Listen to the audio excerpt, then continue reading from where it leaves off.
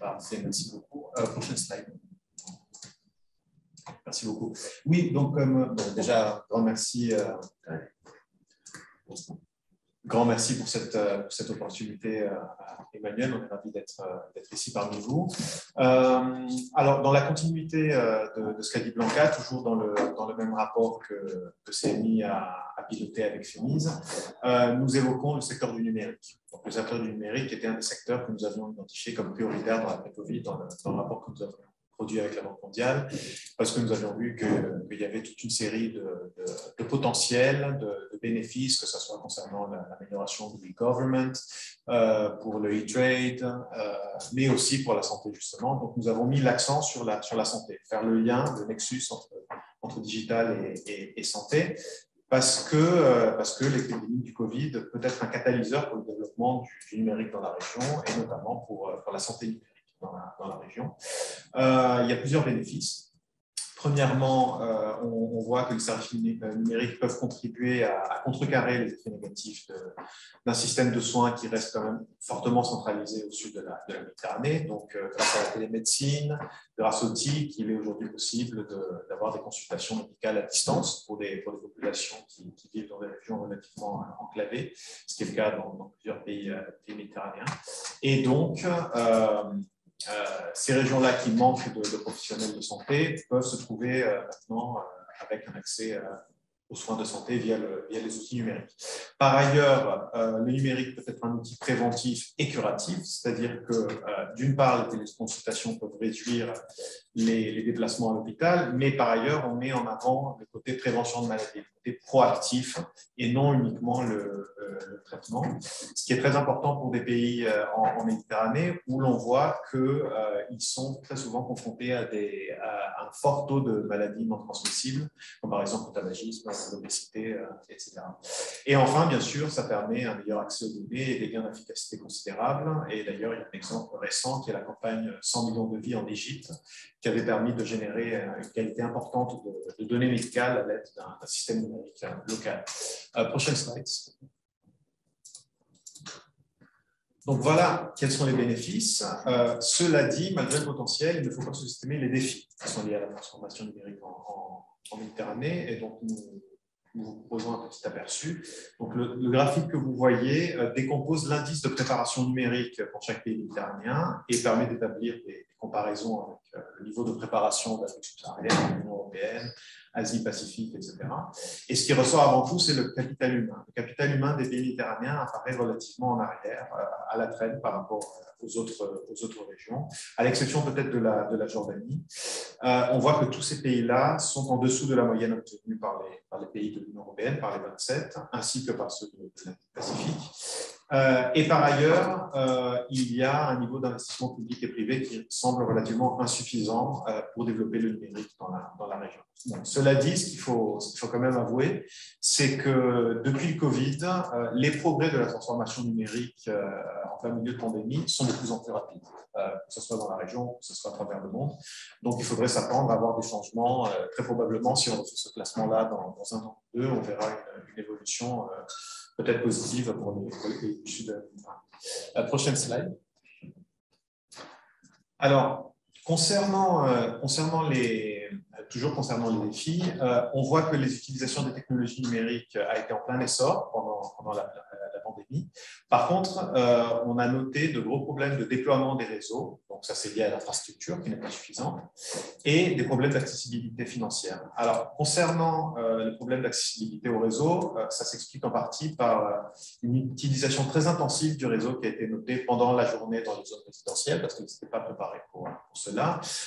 Et par ailleurs, l'augmentation de consommation de services de vidéoconférence et de cloud, et donc cela nécessitait un débit assez fort. Et là aussi, pareil, la technologie n'était pas encore au rendez-vous.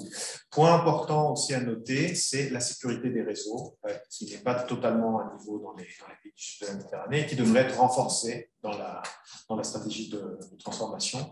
Quand vous avez des services de cloud, quand vous avez différentes fonctions dans votre entreprise, vous avez besoin d'avoir des serveurs. serveurs physiques. Et généralement, vous avez un serveur pour le web, un serveur pour la base de données, un serveur pour le courrier électronique, etc. Cela dit, la plupart des petites entreprises au-dessus de la Méditerranée ont un seul serveur pour tout cela, ce qui fait que leurs données peuvent être très facilement compromises. Et on voit qu'aujourd'hui, que le nombre de serveurs sécurisés en Méditerranée est 4 fois moindre qu'en Afrique subsaharienne, ce qui n'était pas du tout le cas il y a 5 ans. Il y a 5 ans, c'était une situation inverse où les pays MED étaient en avance par rapport aux voisins africains. Et c'est les pays africains qui ont pris le dessus. Absolument. Dû à quoi? Ça peut être dû à des accords, à des accords commerciaux qui ont lieu avec l'Union européenne. Ça peut être dû à une aide plus accrue qui est venue de pays développés. Ça peut être des plans nationaux qui ont boosté cela. Ça peut être aussi dans la perspective de l'accord de libre-échange approfondi africain qui avait donné une motivation par rapport à ça. Ça peut être cette série de facteurs-là.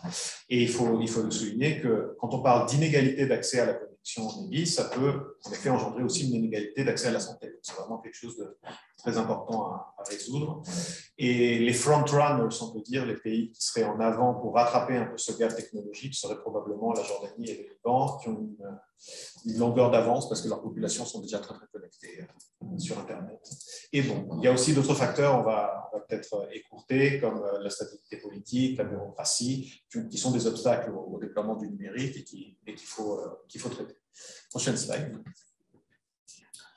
Alors, nous parlons des perspectives d'avenir une fois que nous avons identifié tous les bottlenecks, tous les produits. Et à notre avis, il faut se concentrer sur les cadres éthiques suivants. Faciliter, bien sûr, l'investissement privé et public dans la numérisation des entreprises, ce qui induit de donner des incitations fiscales, notamment pour les jeunes entreprises, qui sont celles qui souffrent le plus du manque de numérisation d'ailleurs. Développer l'infrastructure technologique, ça on l'a évoqué. Développer une main-d'œuvre suffisamment qualifiée qui serait prête à soutenir l'innovation numérique. Donc là, il faudrait aussi mettre des mesures politiques qui pourraient élever le niveau d'éducation à la santé des individus. Développer bien sûr des institutions fortes, notamment des institutions formelles et un régime commercial ouvert pour faciliter la pénétration des technologies et le développement d'activités commerciales. Mais bien sûr, la condition préalable de tout ça, c'est d'avoir une coopération. Premièrement, une coopération entre le secteur public et le secteur privé. Manon, prochaine slide. Donc, quelque chose qui pourrait vous intéresser, nous donnons quelques exemples concrets de startups que nous avons identifiées au sud de la Méditerranée, qui sont porteuses de potentiel dans le domaine de l'e-santé et qui mériteraient, il nous semble, d'être appuyées ou reproduites, inclus dans les stratégies nationales de santé des différents pays. Ça va d'initiatives comme Medtrox au Maroc, qui permettent d'amener les médecins à leurs patients et non l'inverse, ce qui est une solution à la désertification médicale, à des entreprises comme Mindlift en Palestine, qui concrètement, avec l'aide de la neuroscience et de neuroscientifiques, permettent de transférer les lectures neurologiques cliniques au mobile, ce qui peut donner des solutions, notamment pour les personnes handicapées. Donc, nous avons fait un petit mapping déjà de telles startups qui méritent d'être répliquées, mais bien évidemment, ça c'était fait en plein pendant la crise. Et ce rapport sort normalement dans 2 semaines. Donc, vous aurez la liste complète de ces entreprises-là. Prochaine slide, Manon. Mais bien évidemment, il faut de la coopération et le facteur peut-être le plus important qui sera décisif en Méditerranée, c'est la coopération à l'échelle régionale et internationale. Parce que bien évidemment, avec l'augmentation de la dette, avec la détérioration des soldes budgétaires, on voit que les pays méditerranéens ont peu de marge de manœuvre pour appuyer justement ce type d'initiative avec des politiques publiques, ce qui veut dire que sans coopération, il leur sera très difficile de réunir les ressources suffisantes pour créer les écosystèmes de santé numérique qui sont justement nécessaires. Cela dit, le timing est bon parce qu'on voit notamment que l'OMS met parmi ses objectifs stratégiques le développement de la coopération entre Nord et Sud dans le domaine de la santé. Donc, il faudra aussi que, sur le plan individuel, les pays du sud de la Méditerranée saisissent cette opportunité-là et forment des partenariats d'innovation avec d'autres pays. Il y a bien sûr l'axe UE-Méditerranée-Afrique que Blanca a évoqué, qui est très, très important, mais aussi le numérique peut être très, très important pour développer le secteur pharmaceutique des pays du Sud. Donc ça, c'est quelque chose que je n'évoque pas tellement dans ma présentation, mais qui est présent dans l'étude. On a fait un petit mapping du potentiel du secteur pharmaceutique. On voit que notamment les pays du Sud sont bons pour créer certains médicaments génériques, Peut-être moins pour certains produits qui restent sous brevet et qui restent principalement importés. Cela dit, il y a aussi un potentiel à exploiter en faisant le lien avec le numérique et notamment avec les technologies comme blockchain. Mais bon, ça peut faire partie d'une autre discussion. Et maintenant, je vais laisser la parole à ma collègue Julia, qui, elle, dans ses travaux, fait l'étude, fait le lien entre digital et éducation. Merci. Merci Constantin, bonjour tout le monde. Donc voilà, on m'a dit il faut que tu intéresses des investisseurs. Ce sont des gens du secteur privé, il faut y aller, ils sont intéressés par les opportunités, donc il faut que tu sortes quelque chose d'opérationnel. Bon, je vais essayer de vous montrer quelles sont deux opportunités en termes d'éducation et de formation qui peuvent être intéressantes et où le numérique est un instrument pour y arriver. Mais avant ça, je voudrais juste... pas que je dois vous convaincre, mais juste deux mots pour vous dire pourquoi en Méditerranée, il faut vraiment s'intéresser à l'éducation et à la formation de la jeunesse. On sait que le chômage est très élevé, 26%, et on sait aussi que la spécificité de ces pays est d'avoir plus de chances d'être au chômage, le plus on a de diplômes. Donc, c'est vrai que ça nous pose un sacré défi en termes d'acteurs de développement pour voir comment débloquer cela.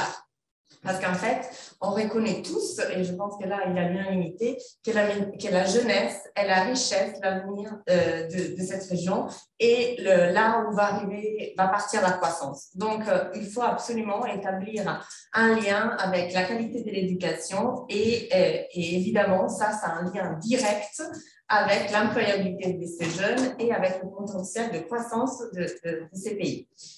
Donc, je vais juste vous parler de deux opportunités pour les pays du sud de la Méditerranée dans l'utilisation du digital. Alors, la première est l'internationalisation de l'enseignement supérieur.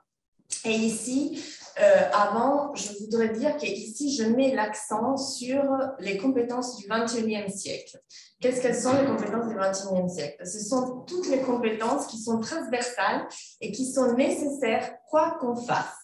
N'importe quel travail, ça peut être du manuel jusqu'au plus intellectuel, il y aura besoin aujourd'hui de ces compétences-là. C'est quoi ces compétences? Typiquement, c'est l'adaptabilité. Donc, savoir évoluer, savoir saisir les opportunités. Personne n'avait prévu le Covid, il a fallu s'adapter, donc on a vu que la Méditerranée va plutôt bien, donc voilà, il faut continuer dans ce sens-là. Un autre exemple, c'est l'esprit critique. Évidemment, il faut se faire sa propre idée, savoir écouter plusieurs sources et après choisir un parti et y aller et avancer. Et la capacité d'innovation est liée à ça. Alors, au niveau de l'enseignement supérieur, qu'est-ce que c'est l'internationalisation? L'internationalisation, c'est en fait l'intégration d'une dimension internationale et culturelle au niveau de cet enseignement-là. Et l'objectif de ça, c'est d'augmenter d'un côté la qualité, évidemment, de l'enseignement, mais pas seulement, c'est aussi de contribuer à la société en tant que telle. Parce que quand on a des individus, de la jeunesse épanouie, avec un sens critique, avec l'esprit d'innovation, on apporte une contribution significative à la société elle-même. Alors, qu'est-ce que c'est l'internationalisation? Parce que quand je parle d'internationalisation, d'habitude, c'est vrai que ce n'est pas un mot qu'on entend tous les jours, c'est même très difficile à prononcer, et en anglais et en français. Et en fait, ce qu'on connaissait jusqu'à maintenant, le plus connu, c'était l'Erasmus, c'est-à-dire le fait de faire voyager, faire avoir une expérience autre aux étudiants comme aux professeurs. Avec le Covid, on s'est rendu compte que ça fait, voilà, c'est du jour au lendemain, on ne pouvait plus bouger. Et donc, est-ce que l'internationalisation s'est arrêtée? Non, pas du tout. Au contraire, parce que l'internationalisation, c'est en fait beaucoup plus que ça. L'internationalisation, c'est tout un ensemble d'activités qui peuvent être développées justement pour essayer d'augmenter, de développer les compétences du XXIe siècle. Et donc, il y en a aussi qui peuvent être développées sans devoir bouger. Et on parle effectivement d'internationalisation à la maison, c'est-à-dire que tout le monde a dû passer à l'internationalisation à la maison du jour au lendemain. Donc, c'est-à-dire avoir créé des coopérations entre universités, entre centres d'éducation supérieure, avec une co-construction, un curriculum commun, etc. Donc, tout ça, pourquoi j'en parle? Parce que je pense que la digitalisation, évidemment, est l'instrument pour réussir ce type d'internationalisation à domicile. Et je souligne que c'est une opportunité pour la région Méditerranée parce que la région Méditerranée, on a fait une étude qui le montre, en fait, est une des régions les moins avancées en termes d'internationalisation, en tout cas avant le Covid. Parce que c'est coûteux, c'est très coûteux d'envoyer des étudiants à l'étranger. Il y avait toute une question de négociation des places.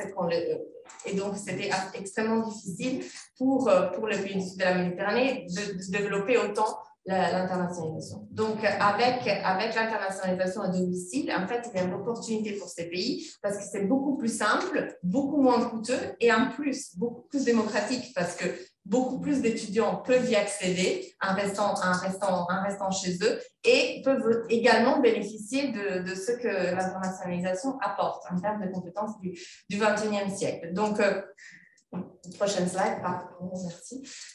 Donc ça, c'est aussi pour ça que j'ai voulu parler de ça, parce que je trouve que c'est vraiment porteuse de nouvelles opportunités et la digitalisation, c'est vraiment le véhicule. Ce n'est pas la fin en soi, ce n'est pas parce qu'on fait des cours online que c'est de l'internationalisation. Il faut qu'il y ait de l'échange, il faut qu'il y ait la confrontation des savoirs, avec d'autres façons de penser.